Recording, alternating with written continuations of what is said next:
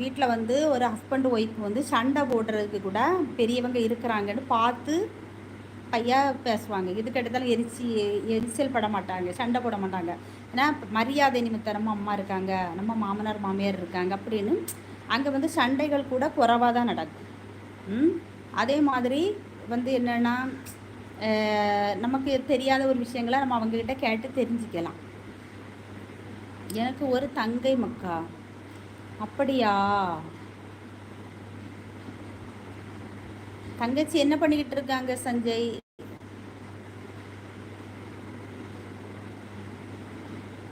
அந்த காலத்தில் அம்மா அக்கா தம்பி தங்கச்சி எல்லோரும் இருந்தாங்க. ஆனால் இப்போ அப்படி இருக்கா? அந்த பாசம் இருக்கா?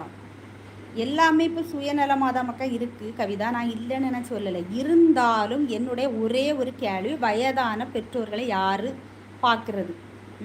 தனி கொடுத்தனோன்னு தள்ளி போயிட்டான், சரியா? தனி கொடுத்தனா, நான் கல்யாணம் முடிஞ்சிட்டு நான் தனியாக போகிறேன் அப்படின்னா அந்த அம்மா அப்பா யார் பாப்பா? கிருத்திக் ராஜா பண்ணுங்க, சப்போர்ட் பண்ணுங்கண்ணா, சப்போர்ட் பண்ணுங்க. சேனல் வச்சுருக்கீங்களா கிருத்திக் ராஜா? பக்குவம் இருந்தால் ஒற்றுமை, பகைமை வந்தால் வேற்றுமை. முத்துக்குமார், அம்மு உங்கள் மாமா அத்தை எங்கே இருக்காங்க? முத்துக்குமார், எங்கள் மாமா அத்தை எங்கள் அத்தானோட இருக்காங்க, ஓகேவா? இப்போ மாமா தவறிட்டாங்க, எங்கள் அத்தை மட்டும் இருக்காங்க. எங்கள் வீட்டுக்காரங்களோட அண்ணா வீட்டில் இருக்காங்க. நல்லா பார்த்துக்காங்க. அவங்களுக்கு ஏதாவது உடம்பு சரியில்லைன்னா நாங்கள் எல்லோரும் ஒன்று சேர்ந்து ஹாஸ்பிட்டலில் இருப்போம், ஒன்றாவே பார்ப்போம், எல்லாமே செய்வோம். ரித்திக் ராஜாயா? அப்படியா? சேனல் வச்சுருக்கீங்களா? 5ஆம் வகுப்பு மக்கா. அப்படியா? வேற உனக்கு சஞ்சய் உன் கூட வேற தங்கச்சியும் உன்னை யார் பார்த்துக்கிறா இப்போ? சூப்பர், வணக்கம்.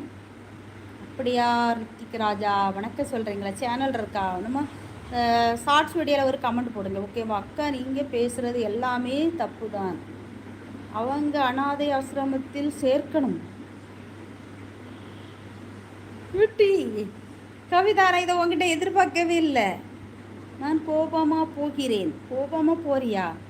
அப்போ நம்மளையும் ஒரு நாள் அனாதை ஆசிரமத்தில் தானே நம்ம பிள்ளைங்க சேர்ப்பாங்க, சொல்லு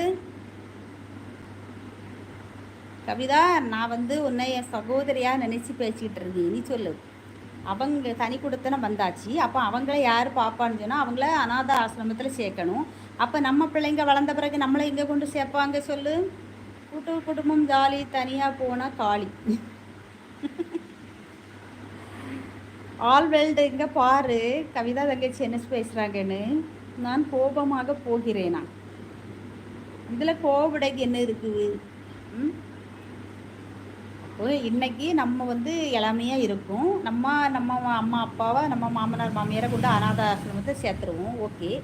அப்புறம் ஒரு 10-30 வருஷம் கழிஞ்ச உடனே நம்ம பிள்ளைங்க நம்மளை எங்கே கொண்டு சேர்ப்பாங்க? அனாத ஆசிரமத்தில் இருந்து சேர்ப்பாங்க. நான் தான் பாட்டி மற்றும் என் தங்கையை பார்த்துக்கிறோம் அக்கா. அப்படியா சஞ்சய்? நீ என்ன வேலை பார்த்துக்கிட்டு இருக்க சஞ்சய்? ஓகே பாய், நான் போய் வரேன், டைம் ஆச்சு. ஓகே முத்துக்குமார், சும்மா காமெடி பண்ண அக்கா. அது எப்படிக்கா? அம்மா அப்பாவே அப்படி அனுப்ப முடியும்? அப்போ அம்மா அப்பாவை அனுப்ப முடியாது, மாமனார் மாமியாரன்னு அனுப்பலாமா? சொல்லு கவிதா. நீ தனியாக வந்து நம்ம 2 பேரும் பேசுகிறோம், சரியா? நீ ஒரு லேடிஸ், நான் ஒரு லேடிஸ். நான் என்ன சொல்லனா, அக்கா நீங்கள் என்ன சொல்கிறேன்னு பார்க்க கவிதா சொன்னேன். அப்படியா? நான் என்ன சொல்கிறேன்னு பார்க்கன்னு சொன்னியா? ஓகேப்பா, ஓகே. கவிதா